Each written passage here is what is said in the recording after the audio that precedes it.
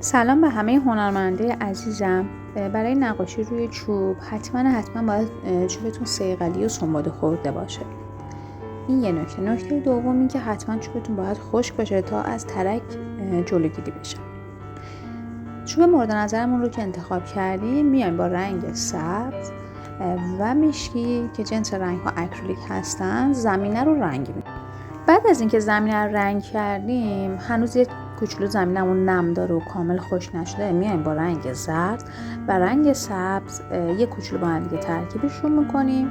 میتونیم از آبی و زرد هم استفاده بکنیم، ولی خیلی نمیخوام ترکیبش بکنیم که طیف رنگی به هم بریزه. میخوام یکم رنگ ها خالص باشن تا وقتی برگ ها رو میکشیم برگ های مختلف ما بده، طیف رنگی متفاوتی داشته باشیم. میایم دونه دونه برگ ها رو به هر جهتی که دوست داشتیم و با هر سایزی که دوست داشتیم میکشیم و زمینمون رو پر میکنیم از برگ.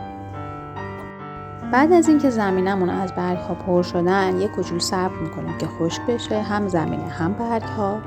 بعد میایم با رنگ های قرمز، سفید، نارنجی، بنفش، صورتی، هر رنگی که خودتون دوست داشتید یا به طیف دکور منزلتون میومد، گل هاتون رو شروع میکنید به کشیدن.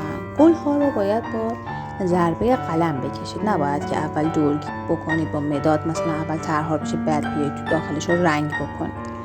با قلم میایین ضربه ها رو ایجاد میکنید و بعد با رنگ زرد میایین وسط گل هامون یه نقطه زرد ایجاد میکنید.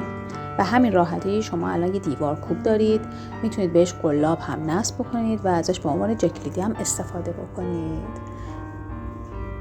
امیدوارم که از این آموزش لذت برده باشید.